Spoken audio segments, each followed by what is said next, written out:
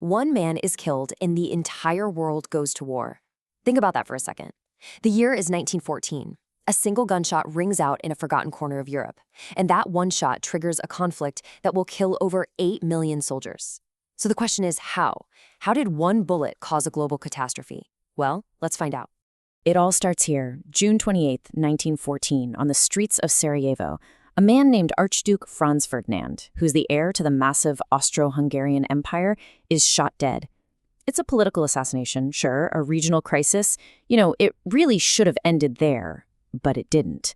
This one act of violence was about to set the entire world on fire. From that one death came this. More than 8 million soldiers killed. Empires that had stood for centuries were just erased from the map.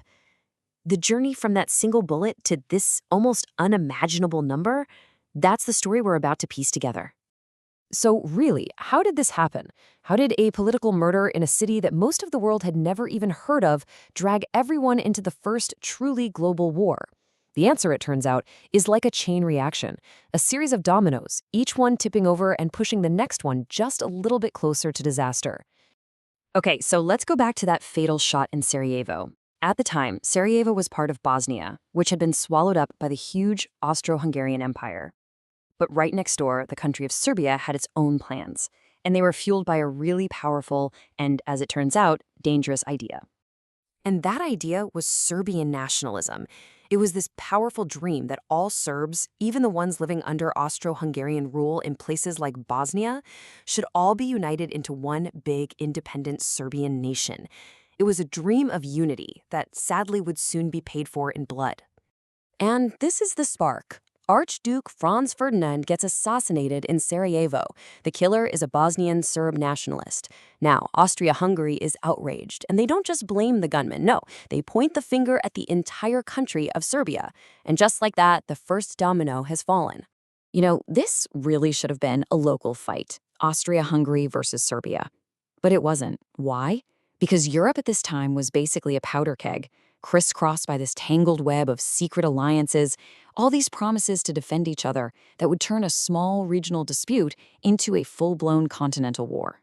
So you basically had two opposing teams. On one side, you've got the Triple Entente, who would later become known as the Allies.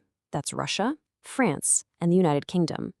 And on the other side, the Triple Alliance, or the Central Powers, which was Germany, Austria-Hungary, and, at least at the start, Italy. The lines were drawn long before the first major battle was ever fought. And just look at how fast things spiraled out of control. It's dizzying. July 28th, Austria-Hungary declares war on Serbia. Okay, check. Days later, Russia, who's an ally of Serbia, starts mobilizing its massive army. Then, in early August, Germany, who's allied with Austria-Hungary, declares war on Russia. In just a matter of weeks, that whole web of alliances yanks nearly all of Europe into the fight. The war machine was officially in motion, and nobody could find the brakes. Everyone thought this war would be over by Christmas. They were so wrong. On the Western Front, the whole thing just ground to a halt and bogged down into this new, horrifying kind of combat: trench warfare. Both sides literally dug in, creating these huge, sprawling networks of trenches that stretched for hundreds and hundreds of miles. And in between the two sides, a hellish landscape of mud, craters, and barbed wire that they called no man's land. A new technology just turned the battlefield into an absolute meat grinder.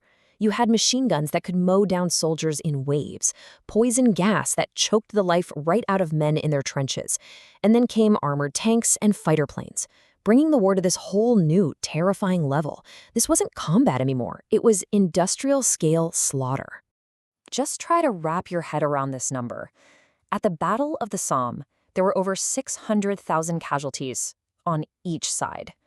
All of that death and destruction for just a few miles of mud. The sheer scale of the human cost is almost impossible to comprehend. So for years, this brutal stalemate held.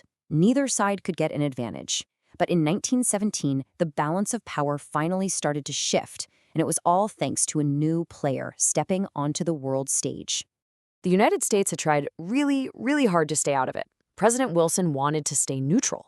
But Germany's escalating aggression was about to make that impossible. A couple of key blunders would finally be the thing to drag America into the fight. First, German U-boats, their submarines, just started sinking any ship they found in the Atlantic, and that included American ships with American citizens on board. Then came the final insult. The U.S. discovered a secret telegram where Germany was trying to get Mexico to attack the United States, and that was the last straw. On April 6, 1917, America was at war. The arrival of fresh American troops finally tipped the scales. The end of the war was near. But the peace that came after would prove to be just as flawed and dangerous as the conflict it was supposed to end.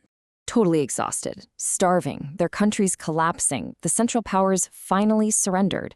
On November 11, 1918, Germany signed the armistice. The fighting was over. All across the Western Front, the guns fell silent.